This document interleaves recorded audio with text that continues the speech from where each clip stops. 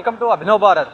నిజామాబాద్లో రోజు రోజుకి ట్రాఫిక్ సమస్య మరింత పెరుగుతుంది. ఈ నేపథ్యంలో ట్రాఫిక్ పోలీసులు ఎక్కడికక్కడ కట్టడి చేస్తున్నప్పటికీ వాహనాల సంఖ్య పెరిగిపోవడంతో ఒకవైపు ఖలీల్వాడి కావచ్చు, బస్టాండ్ ఏరియా, రైల్వే స్టేషన్లో ప్రధానంగా ట్రాఫిక్ సమస్య ఏర్పడుతుంది. ఈ నేపథ్యంలో ట్రాఫిక్ సమస్యని ఏ విధంగా కంట్రోల్ చేస్తున్నారనే అంశం పైన సిఐ ఉన్నారు, ట్రాఫిక్ సిఐ, మాట్లాడే ప్రయత్నం చేద్దాం. ఒకవైపు చూడొచ్చు నగరంలో ఎక్కడికక్కడ కూడా ఆంక్షలు విధించారు. మరోవైపు కోడ్ ఉన్న నేపథ్యం, ఏదైతే ఎలక్షన్ సంబంధించినటువంటి కోడ్ వచ్చింది, ఈ నేపథ్యంలో కూడా తనిఖీలు సైతం నిర్వహిస్తున్నారు. మాట్లాడదాం ఏ విధంగా ఉండబోతుంది సార్, చెప్పండి. రేపు రోజు రోజుకు నగరంలో ట్రాఫిక్ సమస్య పెరుగుతూ ఉంది, ఏ విధంగా మీరు కట్టడి చేస్తున్నారు? ఏంటంటే ముఖ్యంగా 9 ఫీట్స్ హైట్ వరకు ఇక్కడ మన నవీపేట మీదుగా బాసర వెళ్తున్నారు. అదేవిధంగా 9 ఫీట్స్ కంటే ఎక్కువ ఉంటే మరి ఇక్కడ మాక్లూరు మీద నుంచి ఉమ్మేడ బ్రిడ్జ్ నుంచి అక్కడ నిమజ్జనం చేసుకోవాల్సిందే పోలీస్ వారి విజ్ఞప్తి. ఏదైతే మనం వినాయక చవితి రోజు ఏదైతే చేసినామో అట్లనే మీరు అట్లా వెళ్ళి స్థానికంగా ఉన్న చెరువులలో, కుంటలలో, ఇంకోటి ఏంటంటే బాసర వెళ్ళేటప్పుడు నేను చెప్పిన రూట్లలో అంటే 9 ఫీట్స్ అంటే అక్కడ నవీపేట దగ్గర రైల్వే ట్రాక్ ఉన్నది కాబట్టి 9 ఫీట్స్ హైట్ కంటే ఎక్కువ ఉంటే అక్కడ తగిలే అవకాశం ఉన్నది కాబట్టి ఇక్కడ మాక్లూరు మీద నుంచి ఉమ్మడి వెళ్ళాల్సిందిగా కోరుతున్నారు. అదేవిధంగా మరి అందరు కూడా భక్తులందరూ కూడా తగిన జాగ్రత్తలు తీసుకోవాలి.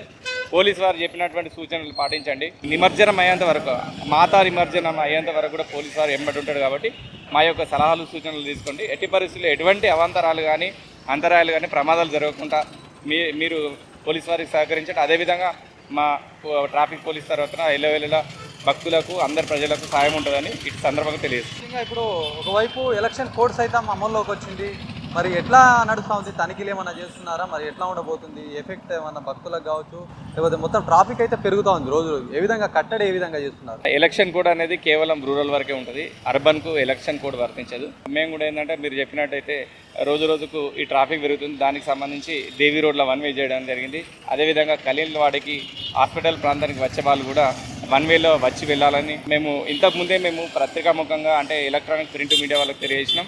అందరూ కూడా ప్రజలు కోఆపరేట్ చేస్తారు. ఇన్ ఫ్యూచర్లో కూడా వీళ్ళు కోఆపరేట్ చేసి దీన్ని మనం 1 వే చేసిందని సక్సెస్ఫుల్గా వేయాలి. అదేవిధంగా ఈ మధ్యలో నోటీస్కి వచ్చింది ఏంటంటే ఈ పండుగ సందర్భంలో కొంచెం మేము ఏంటంటే వెహికల్ రెగ్యులరేషన్ అంటే ఎక్కడ కూడా ట్రాఫిక్ జామ్ కాకుండా ఎన్ఫోర్స్మెంట్ పూర్తిగా మేము ఎందుకంటే తగ్గించినాం. పండుగ సందర్భంలో మనోభావాలు దెబ్బతింటాయని చెప్పేసి తగ్గించినాం. కాబట్టి ఇక్కడ నుంచి పండుగ దసరా అయిపోయింది కాబట్టి అందరూ కూడా మన రోడ్డు నియమాలు పాటించండి. దయచేసి ఎంబీ యాక్ట్ చట్ట ప్రకారం మనం ఏదైతే ఉన్నదో హెల్మెట్ ధరించండి.